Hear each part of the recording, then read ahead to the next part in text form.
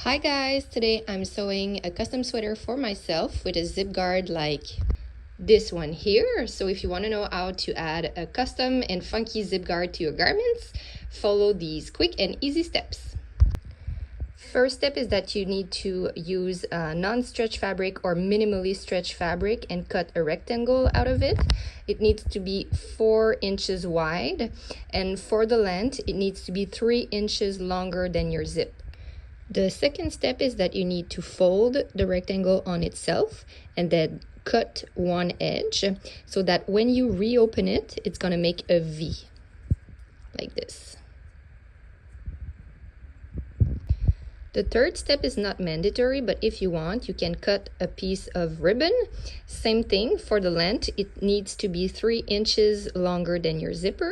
And I would recommend you use a lighter to burn the edges for them to stay in place.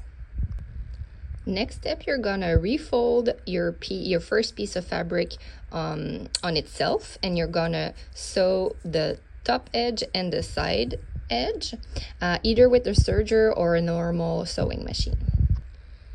This is what it should look like, and now I'm gonna flip it inside out. Now it's flipped inside out, and I used the soft edge of my tweezers to push to make sure that this little piece was properly pushed inside out. For the next part, you need to choose on what side of the garment you want the zip guard to be. If you want the zip guard to be on the left of the garment zipper, the highest point here needs to be at your right.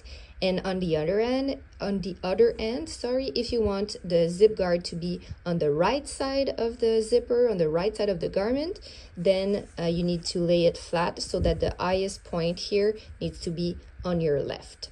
So for my sweater, I want the zip guard to be on the left of the zipper. So I'm laying it flat so that the highest point here is at my right now.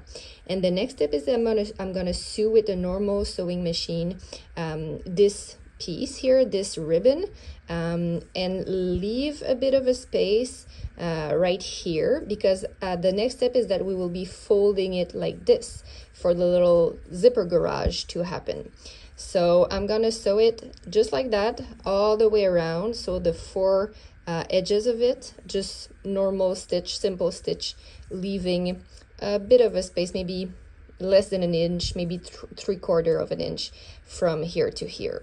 So that's the next step. And actually I'm gonna sew it like that just because I love the orange and I want it to pop more than the blue. So I'm gonna sew the orange edge to be more apparent.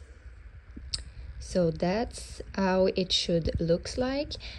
So we can't see it because I use black thread on black fabric, but I did a normal single stitch all the way around here, and then multiple back and forth stitches right here, because even though we burnt the edge, we don't want it to fray, so I just secured it properly with multiple back and forth. And even if it's not aesthetic, it doesn't matter because this part will be folded like this, so we won't see it. So make sure that you properly secure this part, and make sure that if you use this kind of ribbon, like embroidery ribbon or something like that, it's good to know that at some point with the zip and unzip and zip and unzip and the washing and everything, it's gonna pull some thread.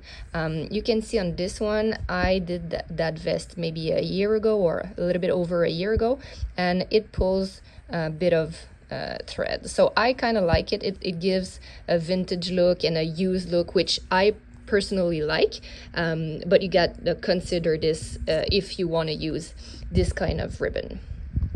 Next step, we're gonna unzip the zipper and we're gonna sew one part or one side of the zipper on top of the zip guard, and you need to choose how much of the zip guard you want to be shown. For myself, I like the whole thing. I like to see the whole panel of colors, so I'm gonna add the zipper on the very edge where it's black, like this, to make sure that the whole colors are seen. But if you want less of a zip guard or a smaller zip guard, you could sew it like this, and then we're gonna cut the extra piece here.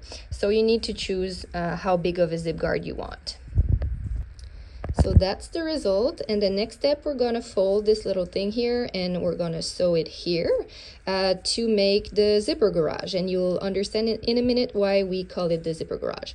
Also, I just noticed that I've been recording vertically and not horizontally, so it's not optimal for a YouTube video. I'm sorry about that, and I will correct that in the next video. So that's the result, and there was a bit of an extra piece of fabric here that I just cut. So that's it. And here is the zipper garage, because when it's zipped, the zipper puller is hidden under it. So that's it. And once you're done, you just need to apply the zipper on your garment like you normally would do. That is the end result. I hope it helped you, and follow for more videos.